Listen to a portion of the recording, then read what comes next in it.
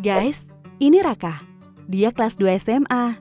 Sekilas, dia kelihatan seperti pelajar SMA biasa. Tapi kalau diperhatiin lebih jauh, ada yang beda. Wajahnya kuyuh dan sering kelihatan murung. Pandangan matanya kosong, kayak orang lagi bengong. Terus, emosinya juga bisa naik turun gak jelas. Kalau diajak ngobrol, bicaranya gak jelas dan seringkali gak nyambung. Setelah diselidiki, ternyata Raka adalah seorang pengguna narkoba. Nah, punya teman atau kenal seseorang yang mirip Raka nggak? Atau pernah kebayang nggak kalau Raka itu kita sendiri? Narkoba atau sering juga disebut nafza, singkatan dari narkotika, psikotropika, dan zat adiktif lainnya, adalah istilah yang ngegambarin semua bahan atau senyawa yang bisa menyebabkan penurunan kesadaran dan bisa mengakibatkan ketergantungan kalau digunakan dengan tidak sesuai. Penyalahgunaan narkoba bisa membuat kita kecanduan yang akhirnya bikin kita terus-terusan mengkonsumsi narkoba dengan jumlah yang makin banyak pula. Dampak kecanduan narkoba bakal dirasakan oleh otak kita, terutama otak bagian depan yang fungsinya mengatur gerakan, ucapan, perilaku, memori, emosi, dan kepribadian kita. Kita jadi nggak bisa berpikir jernih, gampang lupa, dan sulit berkonsentrasi. Emosi kita jadi nggak stabil, jadi gampang marah-marah atau ngamuk-ngamuk. Keluarga dan teman juga bisa jadi frustasi ngadepin kita yang kayak begini. Yang bikin serem, fungsi otak kita belum tentu bisa pulih lagi, walaupun kita udah berhenti menggunakan narkoba.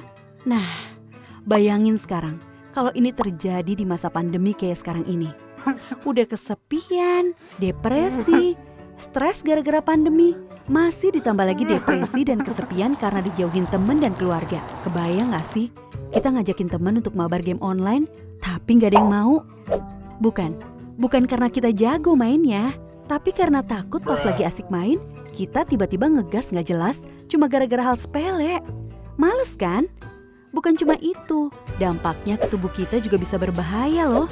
Beberapa hasil penelitian bilang kalau penyalahgunaan narkoba bisa berdampak pada penurunan kekebalan tubuh kita. Akibatnya tubuh jadi lebih gampang terserang virus. Seperti virus corona yang lagi rame-ramenya sekarang ini. Makin serem kan? Nah, setelah tahu dampak negatif narkoba, terus gimana dong caranya supaya kita nggak kejerumus menyalahgunakan narkoba? Terutama di masa pandemi seperti sekarang ini nih. Banyak teman-teman yang menggunakan narkoba gara-gara mereka merasa kesepian dan gak punya teman.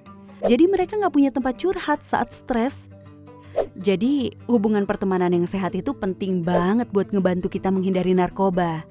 Nah, di masa pandemi kayak sekarang ini, gimana kita bisa tetap menjaga hubungan dengan teman-teman kita padahal ketemu aja sulit? Ya banyak caranya. Misalkan, begitu selesai sekolah online, jangan cabut dulu, tapi sempetin ngobrol sebentar sama teman-teman.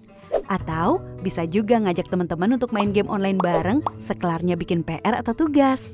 Mabarnya yang sehat juga ya, misalnya dibatesin cuma maksimal 2 jam setiap hari, supaya otak kita juga bisa beristirahat nggak ngeliatin gadget melulu.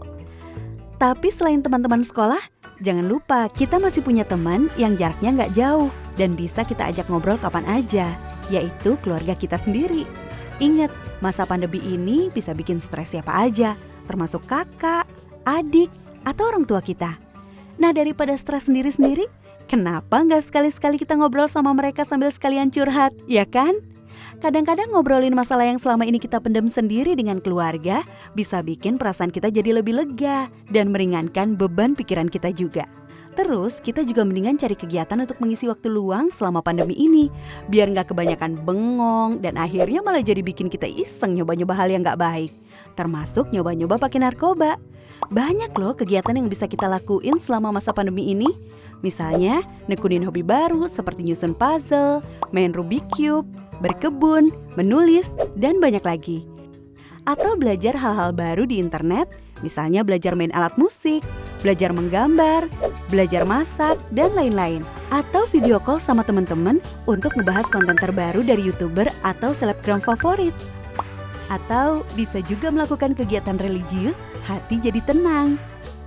Atau malah coba-coba bikin konten sendiri untuk diunggah ke akun medsos kita. Misalnya bikin konten tutorial make up, masak, atau bikin kerajinan tangan. Atau bikin konten nyanyi cover lagu pakai gitar. Lumayan kan? Iseng-iseng tapi kalau banyak yang nonton bisa menghasilkan juga.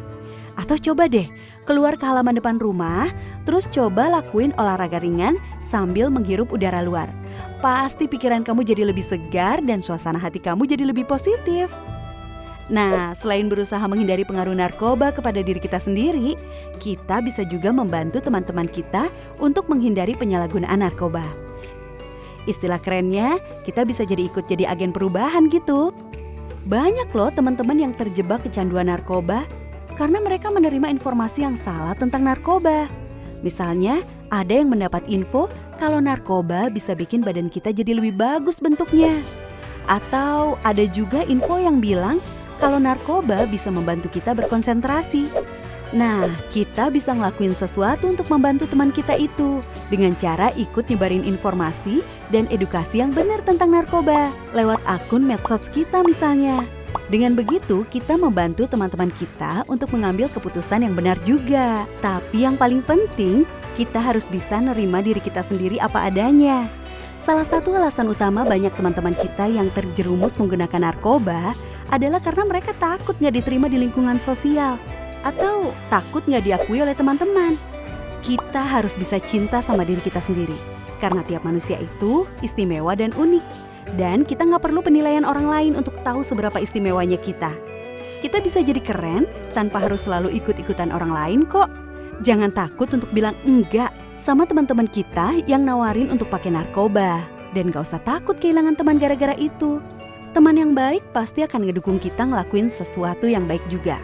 Percaya deh, yang bikin hidup jadi seru dan menyenangkan itu adalah sikap kita terhadap diri kita sendiri, bukan orang lain. Sikap kita yang menghargai diri sendiri sambil terus menjaga hubungan yang sehat dengan keluarga, teman-teman, dan orang-orang lain di sekitar kita.